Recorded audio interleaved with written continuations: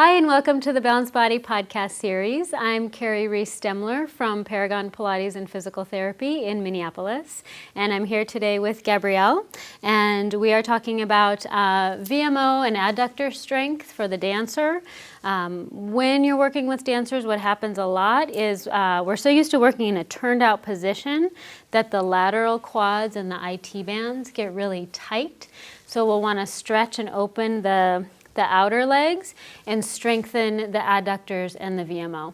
So we're going to be working on the chair today, doing a VMO press, and then going into a more advanced exercise, working the lunge series. So Gabrielle's going to bring her feet up onto the pedal, and she's going to be working specifically on the heel or the cup of the heel of the foot. The left leg is going to be on, and I'm going to have her do an attitude in her right leg.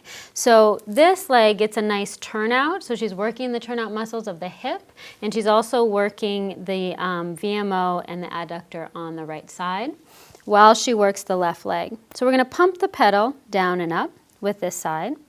You're watching for pelvic stability. She's still lifting up through her core and pulling in and up through her center. And then I want to kind of palpate the VMO just to make sure that that's firing. So a lot of times this inner leg doesn't want to work, that the lateral quad does take over. So I can even have her push into my hand a little bit to activate that VMO. And you'll feel it popping right up into your fingertips like that. Good. And then resting. So now we're going to advance the VMO work a little bit. We've gone from a seated position, and now we're going into a standing position to work in a more advanced way. So when she gets up on the chair, what I'm watching for is the alignment of the second toe, center of the ankle, middle of the kneecap, and the ASIS bone.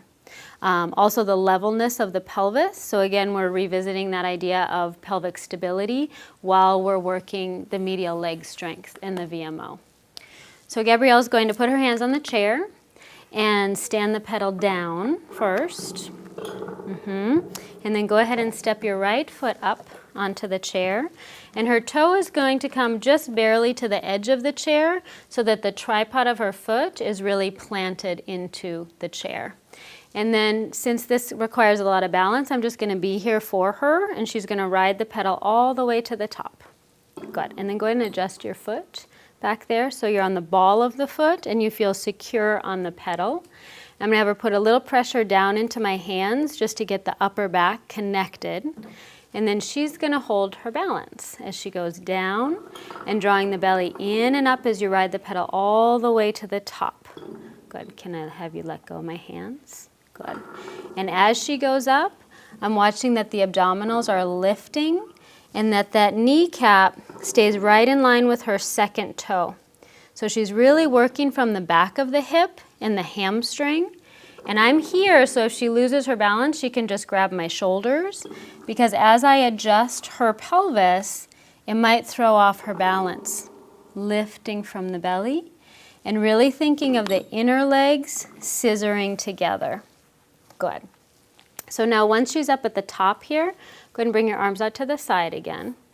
Keeping the pelvis level, she can reach the leg behind her, like in an arabesque position, and then bringing the leg around to the side as in a rond de jambe, keeping the balance. And then she's going to rond de jambe back around the chair, take a passe, testing her balance. I'm going to let go. Holding your balance up there, and then grabbing my hands again, she can reach her foot to the pedal and slowly ride the pedal down, bringing her hands onto the chair. And as you finish the exercise, it's a nice place to just get a good calf stretch. So she can let her heels drop and get a nice calf stretch there, and then go ahead and step off to the back and slowly bring the pedal up.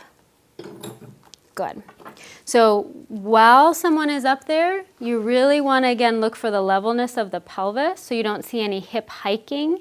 A lot of times the standing leg, the working leg, is going to hike right up. So if you see any shortening in the sides, you want to level that out.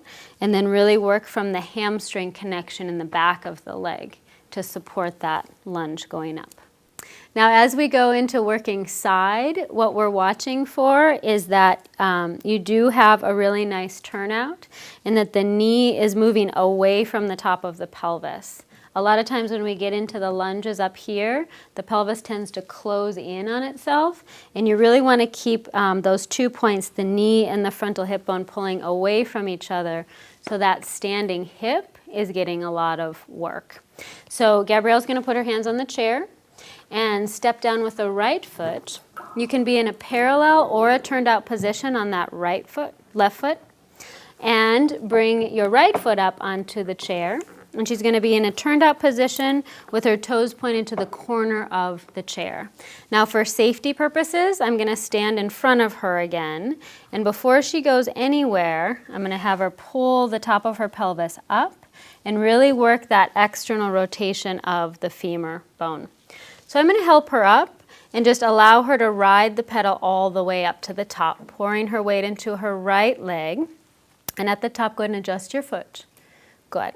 And then opening the arms out to the side, little pressure down, and finding the balance as she goes down, and then up from the belly. You want to feel like the inner thighs are scissoring toward one another, and the abdominal wall is drawing in and up. So I'm going to let go with this hand, and I'm actually going to help her by drawing the hip down and drawing the low belly in and up. Good. Inhale and exhale. Draw the inner legs toward one another, going up. Nice. And coming all the way down, hands on the chair. And then go ahead and face the chair and step off to the back. Very nice. So when you're working the lunges on top of the chair in that turned out position, as a teacher, you're really going to want to be there for your students standing in front of them and having them actually press down into your hands, because what that does is it activates their upper back musculature and it actually helps them to connect into their core. And because it is such a challenging exercise, you're going to want to stay in front of them and be there for them when they need it. It's really challenging on the quad, really challenging on the external rotators, and the pelvis, especially with the dancer population, is going to want to go into that anterior tilt. So watching that the top of the pelvis is pulling up and the tailbone is reaching down towards the ground. Thanks for joining us for this Balanced Body podcast.